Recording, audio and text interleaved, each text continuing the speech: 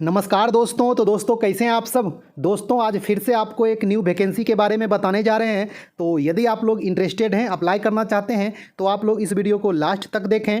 जैसा कि आपको कुछ दिन पहले बताए हैं कि एम्स कल्याणी में, एम्स भोपाल में, एम्स नागपुर में वैकेंसी आ चुकी है और एम्स भोपाल का अप्लाई भी आज से स्टार्ट हो गया है। तो यदि आप लोग अप्लाई करना चाहते हैं तो अप्लाई कर सकते हैं। इसके अलावा एम्स कल्याणी का और एम्स नागपुर का अप्लाई स्टार्ट होगा तो आपको बता दिया जाएगा। ओके, तो उसी सीक्वेंस में आज आपको एम्स जोधपुर के बारे में बताने जा रहे हैं कि किस किस पोस्ट के लिए वैकेंसी आई है और कितना कितना वैकेंसी है। आइए आपको बताते हैं। जो दोस्त लोग एम्स जोधपुर में अप्लाई करना चाहते हैं, आप लोग इस वीडियो को लास्ट तक देखें। आपको स्पेशल जेएसए के बारे में बताएंगे, जिसको एलडीसी भी कहा जाता है और इसे एम्स में जेएए कहा जाता है, यानी कि जूनियर एडमिनिस्ट्रेटिव असिस्टेंट। ओके, तो सबसे पहले आप लोग जान लें कि ये जो वैकेंसी निकली है वो डायरेक्ट रिक्रूटमेंट है, यानी कि आपका ये जो पोस्ट होगा वो परमानेंट पोस्ट है। इसलिए आप लोग टेंशन फ्री रहें, क्योंकि बहुत सारे दोस्त लोग कमेंट्स करने लगते हैं कि ये कॉन्ट्रैक्चुअल जॉब है या फिर परमानेंट है।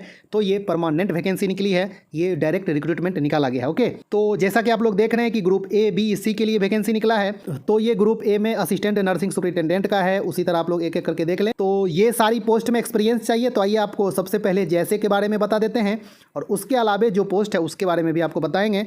दोस्तों आप लोग यहाँ पे देखें 9 नंबर पॉइंट पे, ये जूनियर एडमिनिस्ट्रेटिव असिस्टेंट है, जेएए, जिसे जेएसए भी कहा जाता है और इसे ही एलडीसी भी कहा जाता है। ओके, ये 1900 ग्रेड पे का जॉब है। ये लेवल 2 के अंतर्गत आता है और आपको इन हैंड सैलरी अभी 30 से 35 हज़ार के अराउंड मिलेगा। ओके, तो यदि आप लोग चाहते हैं तो इसका अप्लाई कर सकते हैं। और इसमें जो टोटल सीट है दोस्तों वो 25 सीट है। इसमें से 11 यूआर के लिए, 6 ओबीसी के लिए, 4 एससी के लिए और 1 एसटी के लिए, 3 ईडब्ल्यूएस के लिए और ये टोटल वैकेंसी में से 3 एक्स सर्विसमैन के लिए रिजर्व है। ओके, तो दोस्तों ये हो गई कैटेगरी वाइज वैकेंसी की बात। इसमें जो एज लिमिट रखा गया है वो 18 से 30 साल रखा गया है। ये यूआर के लिए है। यदि आप ओबीसी कैटेगरी से आते हैं तो आपको एज में 3 साल का छूट मिलेगा, यानी कि आपका एज 33 ईयर्स तक भी है तभी आप इसका अप्लाई कर सकते हैं। यदि आप एससी एसटी कैटेगरी से आते हैं तो आपको एज में 5 साल का छूट मिलेगा, यानी कि आपका एज 35 ईयर्स तक का भी है तभी आप इसका अप्लाई कर सकते हैं, कोई दिक्कत नहीं है। और इसके लिए जो इसेंशियल क्वालिफिकेशन रखा गया है 12th पास होना चाहिए और आपको टाइपिंग आनी चाहिए। 35 का स्पीड इंग्लिश में या फिर 30 का स्पीड हिंदी में होनी चाहिए। जब स्किल टेस्ट होगा तो उसमें आपको क्वालिफाई करना पड़ेगा। ओके, तो दोस्तों इसके लिए एसेंशियल क्वालिफिकेशन यही है, कोई एक्सपीरियंस नहीं मांगा जा रहा है। और इसका जो सिलेक्शन प्रोसेस होगा वो सीबीटी और स्किल टेस्ट के आधार पे होगा। और अब बात रही कि सीबीटी में क्या सब पूछा जाएगा। इस नोटिफिकेशन में सिलेबस के बारे में क्या कहा गया है वो भी आपको दिखाएंगे और आपको बताएंगे कि इसका सिलेबस क्या होगा। ओके, तो दोस्तों ये आपको बता दिए जैसे के बारे में कि कितना वैकेंसी है, कितना एज लिमिट रखा गया है। और इसके अलावा भी यदि आप लोग चाहते हैं तो स्टोर कीपर कम कलर के लिए अप्लाई कर सकते हैं। इसमें भी अच्छा खासा वैकेंसी है, 21 वैकेंसी है। और इसके लिए जो इसेंशियल क्वालिफिकेशन रखा गया है ग्रेजुएट होना चाहिए और उसके साथ साथ स्टोर में 1 साल का एक्सपीरियंस आपके पास होना चाहिए, तब आप इसका अप्लाई कर सकते हैं। और इसका जो सिलेक्शन प्रोसेस होगा ओनली सीबीटी के आधार पर होगा। ओके, और इसके अलावा आप लोग कैशियर के लिए भी अप्लाई कर सकते हैं। यदि आप ग्रेजुएट हैं और आपके पास 2 साल का एक्सपीरियंस है अकाउंट्स में काम करने का किसी भी गवर्नमेंट ऑर्गेनाइजेशन में, और इसके अलावा आपको कंप्यूटर की जानकारी होनी चाहिए, तो आप इस कैशियर पोस्ट के लिए अप्लाई कर सकते हैं। और इसके अलावा यदि आप एसएसए के लिए अप्लाई करना चाहते हैं, जिसे यूडीसी भी कहा जाता है, इसे एम्स में सीनियर एडमिनिस्ट्रेटिव असिस्टेंट कहा जाता है, एसएए, है ना। तो इसमें जो टोटल वैकेंसी है वो 3 है। अच्छा खासा चांस आपके लिए रहेगा, क्योंकि जहाँ पे कम सीट होता है वहाँ पे अप्लाई भी बहुत कम ही होता है। तो आप लोग अप्लाई कर सकते हैं यदि आपका प्रिपरेशन अच्छा है। तो इसका जो सिलेक्शन प्रोसेस होगा वो सीबीटी और स्किल टेस्ट के आधार पे होगा। और इसके लिए जो इसेंशियल क्वालिफिकेशन रखा गया है ग्रेजुएट होना चाहिए और आपको कंप्यूटर की जानकारी होनी चाहिए। इंग्लिश में 35 का टाइपिंग या फिर हिंदी में 30 का टाइपिंग स्पीड होनी चाहिए, तो आप इसका अप्लाई कर सकते हैं। ओके, और इसके लिए जो एज लिमिट रखा गया है वो 21 से 30 साल रखा गया है। और जैसा कि आपको पता है कि ये 2400 ग्रेड पे का जॉब है और ये लेवल 4 के अंतर्गत आता है। ओके, तो आप लोग चाहते हैं तो अप्लाई कर सकते हैं।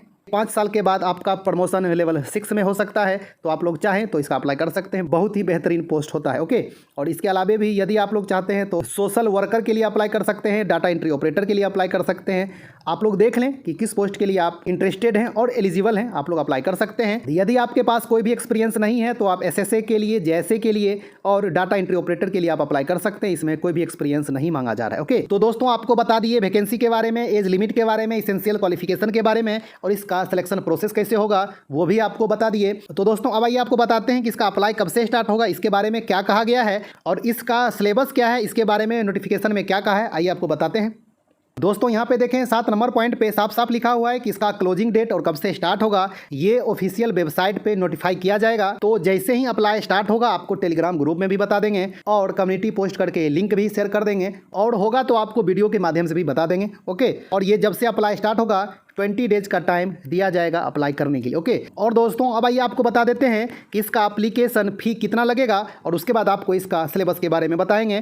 तो जैसा कि आप लोग यहाँ पे देख रहे हैं 9 नंबर पॉइंट पे साफ साफ लिखा हुआ है एप्लीकेशन फ़ी के बारे में कि जनरल OBC EWS कैंडिडेट को 3000 पे करना पड़ेगा, SC ST और दिव्यांग कैंडिडेट को 2400 फी देना होगा।